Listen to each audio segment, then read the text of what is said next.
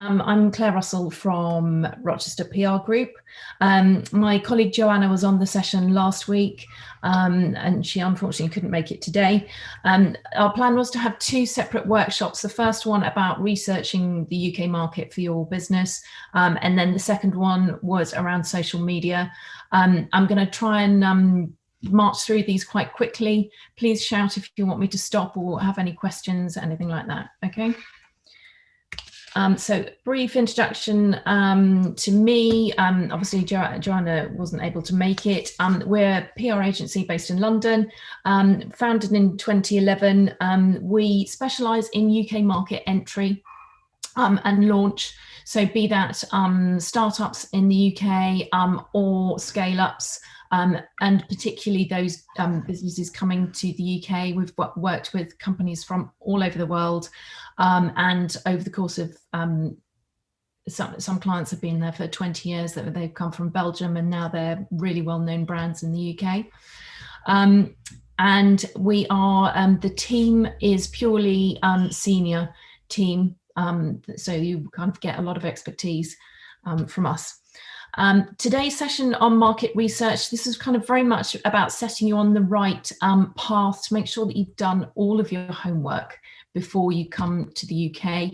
I understand some of you may have already done some of this work. Mina, you just mentioned that you were in a Scottish Publishing Trade Association, so that's obviously a really important first step to get through. And I'll run through the trade media, trade associations, looking at your competition. Rob and Andy have touched on a few of these points already. Trade fairs, events and shows, and then also briefly I'll touch on the UK government tendering process as well. Just quickly to start on talking about your brand journey. Obviously, as a brand new name to the UK, you will start right at the bottom left as not known and not loved, unfortunately. And our job would be to take you through the process of explaining who you are and explaining to people's heads what you offer, and then also kind of starting to appeal to their heart as well, because at the end of the day, we all like to do business with people that we know and that we trust. So it's about kind of building that trust. Then moving on to, this is looking at a really interesting study which is done by McCann, the advertising group, looking about brands coming to new markets. And actually, the main point that they made was that the basics of being a global brand is that you need to be, it's the same as being a local brand. You need to be relevant, you need to be understood, and you need to be consistent. And the basics are the same, but actually it's never easy. What we have noticed, there is a real increase in consumer trust in local brands, and that's on the increase. I suspect it will continue to rise. So actually you do need to work hard about making yourself relevant, understood and consistent to the local market that you're looking at. Actually one of the reasons that we're kind of talking about doing all of this market research is that the more you understand your market, the more you know what the consumers or customers are looking for, the more you can appeal, that you can service their needs. And also there's a really good quote at the end about just because you've got a local website doesn't mean that you're suddenly going to get discovered and it's going to go viral or something. You actually need to work really hard at this.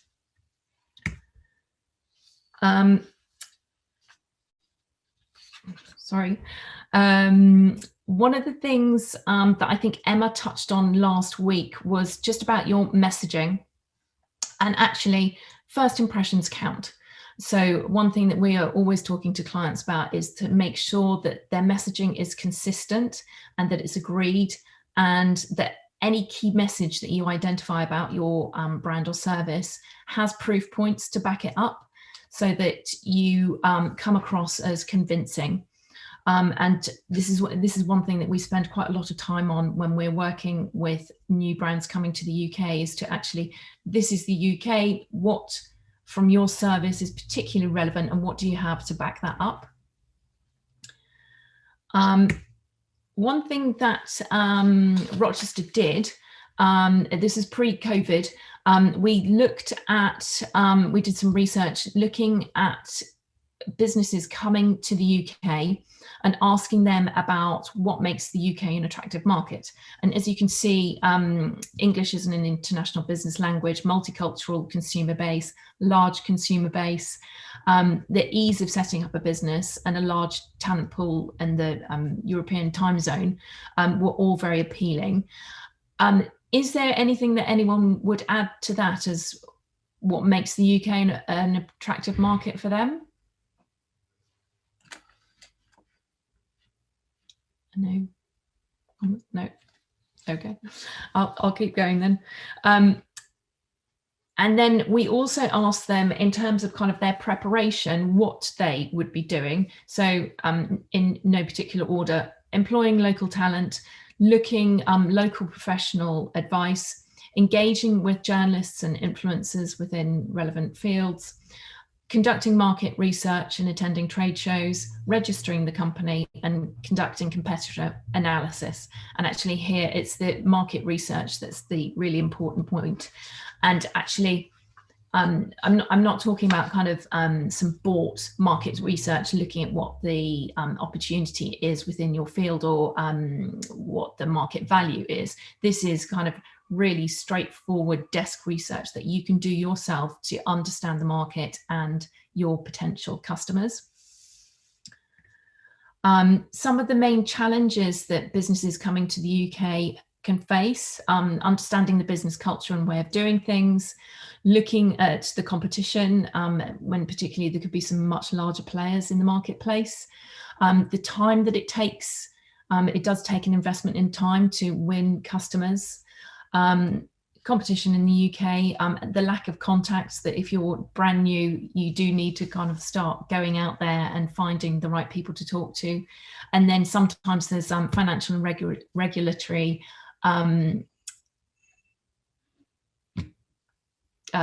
things in place that you just need to kind of get your head around and understand, because it may be different to your local market. But one thing that we've heard time and again is that actually doing the homework, making sure that you've done all of that market research before you come to the UK, pays dividends, to have that kind of full understanding of what the market can offer for you. One of the things that we always recommend, and it's very simple to do, is to look up the trade media for your market sector. I think when we originally were talking about this event, we were looking at some computer and data servicing, construction, design, architecture, engineering, retail and publishing. So we've looked at a few examples for that, but it's quite simple. Literally nowadays you can find everything on Google.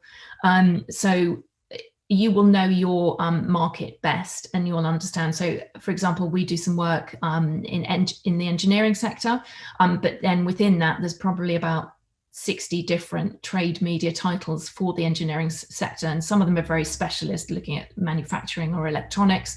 Some of them are a little bit more generalist, but you will be able to find, certainly because the UK media is very wide, suitable trade publications. And here's just some examples that we found kind of within each of the sectors. There's a lot of them to choose from, and it's a question of checking them all out, really, to be honest, and finding out which ones are the most relevant to you. I don't know if anybody has been looking at trade media already, but they're a really valuable source. Here's an example of construction news, specifically in the building sector. And it's a really very simple way because it's constantly updated and it's looking at the entire industry. So you'll be able to find out about your competition, events that are happening within the industry, opinion formers, trends and features. So here, this for construction news, this is looking at contracts, which again is really interesting that you can see who is looking for contractors, who's being awarded contracts, so you can start to build an understanding of who the competition are and also what the opportunity is and what the pricing structure might be. Just one question, Claire. So this is trade media, not trade associations you're talking about, right? Yes, I'm going to come to trade associations in a bit. Unless I've gone straight past it. No, I'm coming to it later. And then also here under construction news, you can get an idea of the trade events that are happening. Very often the trade events are created either by a trade association or by a trade publication. So there's always going to be news about events within that trade media. So it's certainly worth looking at. And from that you can see who the sponsors are. So that could potentially be your competitors, who the speakers are, and so on. And also the key issues and themes that people will be talking about at these events. Also to give you an idea on trends that are affecting the industry within the UK. So here you can see on the key topics, it's Brexit, as you'd expect, coronavirus. Grenfell was almost 3 years ago now, I think in the UK. It was a huge scandal. It's still continuing within the construction industry.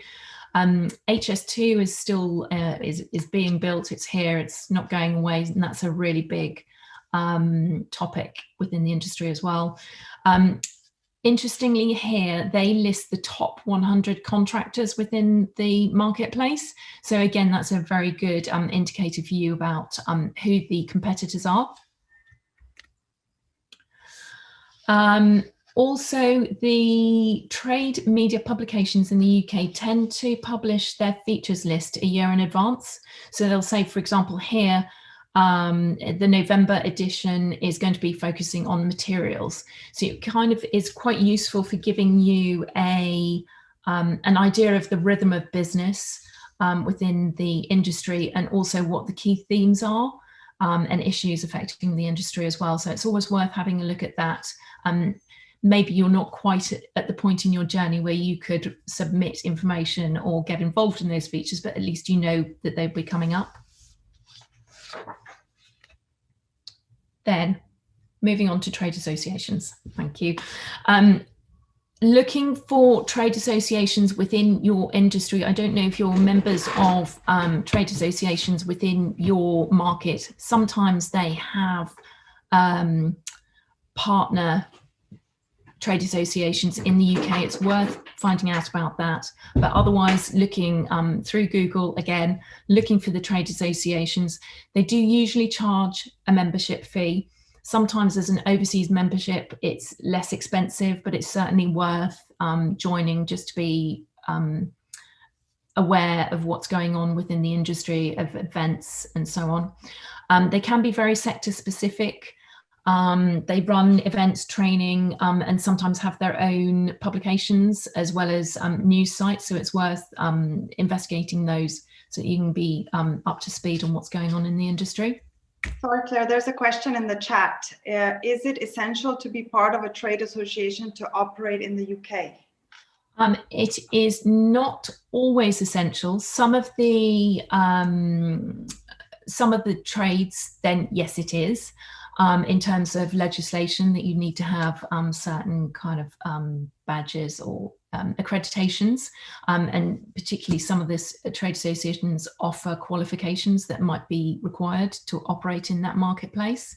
But I think it really is worth the investment of spending the time to getting to understand what the trade association does, and also to see what they can bring to you as well. So not always essential, but I think certainly worth looking at and considering quite seriously.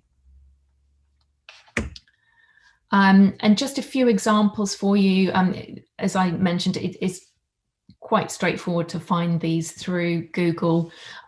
Through the manufacturing, here, this example, it's looking at events, news, resource, and also business partners. So it could be certainly worth looking at and being part of. Again, this is one for solar panels as well. Other examples are the Federation of Master Builders, which is one of the largest trade associations for the construction industry, the Glass and Glazing Federations, the Chartered Institute for Plumbing and Heating Engineering, National Federation of Roofing Contractors. There are literally hundreds, if not thousands, of trade associations in the UK, and it's certainly worth a good first step to find out which ones are the most relevant to you and inquire about membership. As an example here, we were looking at a company that offers sky domes. So obviously looking at sky dome manufacturers in the UK, and found a selection of other competitors in that marketplace. So it's always worth doing your homework and finding out who is operating in similar fields.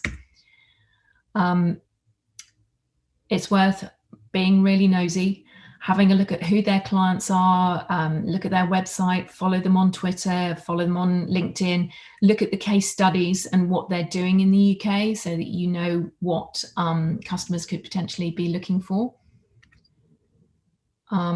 This is an example of another dome light company, looking at their website, what their current news is, what they're putting out on Twitter and so on. As I said, Google them. Also, not just to find their website and their social media channels, but also to have a look at where they're getting coverage. So where are they being talked about in the news? What is their news? What's happening in terms of their people?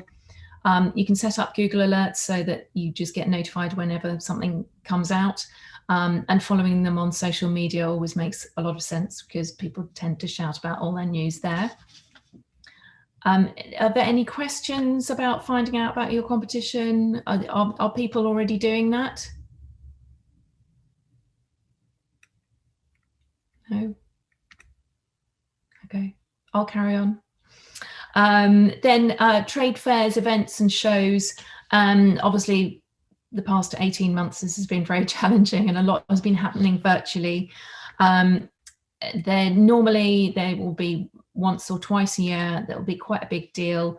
At the moment, it certainly seems like there's more events, there's more webinars, which are obviously a lot easier to attend. However, it just isn't the same as a face-to-face event where you can actually go and talk to someone. You can book in to have a coffee with them. You meet people as you go around these events anyway, but often they are run through the trade publications and trade associations, as I mentioned. So it's worth kind of doing that first stage of research to find out what the events are. Also, you can, again, look at it through Google. We did an example here looking at intelligent automation, and then it threw up that actually there's a whole week through Tech UK that looks into intelligent automation. So there's certainly a lot of trade events that are happening still. So it's worth doing your homework on those as well. On tech event hosts, there are various different groups that hold different events for different industry sectors, particularly the DIT do a lot. We Work and Labs, which are like the shared working spaces, often do events. And then also there's incubators like Level 39 and Rise from Barclays. So again, it's worth looking at these to see what other events there are. Sorry, Claire, there's another question in the chat. Yeah. Is it worth attending trade shows? Yes, it certainly is worth going to trade shows. I mean, when those trade shows will start back up again? I don't know. Hopefully it's going to be soon. Depending on how ready you are for coming into the market, whether or not you would exhibit at a trade show. I imagine probably as your first step, you wouldn't. It would just be a question of going, seeing who you can meet, set up meetings beforehand, and so on. But yes, certainly worth looking at. And maybe a question for Martin and Sonia. How does Spirit Slovenia plan on subsidizing, helping companies in trade shows and going to conferences when things get back to normal after COVID? Yes, we organize regularly, let's say, group. We go to different trade shows, international. All of them are listed on our webpage. And last year, yeah, it was a little bit difficult because most of them were canceled. But this year, especially after the summer, it starts again. I'm going, for example, in June to Arab Health in Dubai, and we go with 12 different Slovenian companies. So one possibility is this group presentation of Slovenian companies. We have a Slovenian pavilion, and each of the company has their own space where they can present. The other possibility is a company that wants to go to an international trade show. They must apply before going to our, there is a page with the contact and with all the different trade shows that are subsidized, and most of the international trade shows are. So they must apply before going, and they receive a certain amount back, a certain amount that they spent back. So these are the two possibilities for the trade shows, and a lot of companies are doing it. So you are welcome. And Sonia, I see, is posting on the comment where you can find all this information. Thank you. And yeah, we also have different, for example, these are just the trade shows, but also, for example, my colleague last week has a group presentation of companies to Italian buyers, and they were from the food industry, for example. You know, so we organize regularly these group presentations for a specific sector. So just if you are not yet subscribed, go to Izvoz na okno and subscribe to e-info novice, and once or twice a week you receive all the information that are relevant for exporters. And we have a lot of these different helps. I hope I answered the question, or do you have any more information that you need? I think Boris wrote, looking at the list, all events are closed for applications this year. Any news forthcoming, any new forthcoming ones, and when to apply to be on time? Yes, you know, every year, because this, probably you are looking for the group presentation, you must apply before. Like you cannot apply a few months before because the group is already formed. And again, if you subscribe to the e-info novice, every time that we open a certain application for a certain trade show, you can apply. And more, every beginning of the year, in the first month, again, we post the information, we verify the interests. So if you are interested in a new trade fair that we usually don't go and do the group presentation, you can write, and then we see if we have enough companies that want to go to a new trade show. We can then also organize the group presentation to the new trade show. So yes, please subscribe to the e-info novice, because it's a lot of different helps that we offer, and it's difficult to to inform everybody like one-on-one. So this is the best way to apply for e-Infonovitza. And Rob is asking, are there still vouchers available from SPS? This year it's a little bit different because with the COVID, they canceled the voucher for the period when the COVID rise. But when the trade fairs will regularly again start to take place, the voucher will be on. But for this COVID period, yeah, I know SPS canceled the vouchers. Okay. Some more questions? Sorry, Martin. Some are open, so I posted the link in the chat. Some of the applications, yes, and yeah. Thank you, Sonia.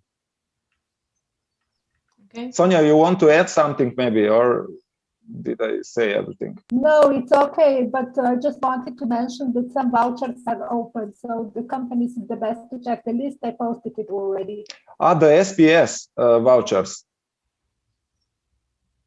So they opened it, yes, because last year I know that for this half a year when COVID started, it was canceled, the vouchers. Yeah. Okay, good, Sonia. Okay, I'll carry on. Just very briefly on tenders, which I know Rob and Andy touched on. It is a huge opportunity that the UK government spends 292 billion a year on goods and services. What we will say, it is quite a difficult and time-consuming process to do it. It's a third of all public expenditure goes through tender process, and it could be anything from stationery to medicine to constructing schools and roads. It is very far wide-reaching. The way that the tenders are done, they're split across the different countries. So England, Scotland, Wales and Northern Ireland. There's different websites you can go to find what the tenders are and to submit tenders. Higher value ones are through, I've gone straight past that, the Find Tender service as well. You can obviously kind of search through that and find relevant tenders, and also you can find details on contracts that have been awarded, which is quite interesting to know who the competitors are who are winning these tenders, and also because everything is very transparent in the UK, how much they're going to be paid for things. So that can actually help you determine your pricing strategies as well. It's quite an interesting way to have a look at that. And this is just the Crown Commercial Service as an example. And as I mentioned on the tendering, it is a whole different ball game to normal winning a contract. There's a certain knack to getting it right. It's almost an art form. There are companies that specialize in putting together tenders, so that you there's various different boxes that you need to tick. So it certainly is, particularly if you're a new player in the marketplace, if you wanted to go after those government contracts, it would be worth engaging one of those companies to help you do it. And so in summary, those are 5 different areas that you can have a look at. And I think I can't underestimate the importance of doing your homework before you come to the market to kind of get a really good, clear picture of what the UK marketplace can offer to you. And it always, any research that you do will put you in better stead for approaching the market.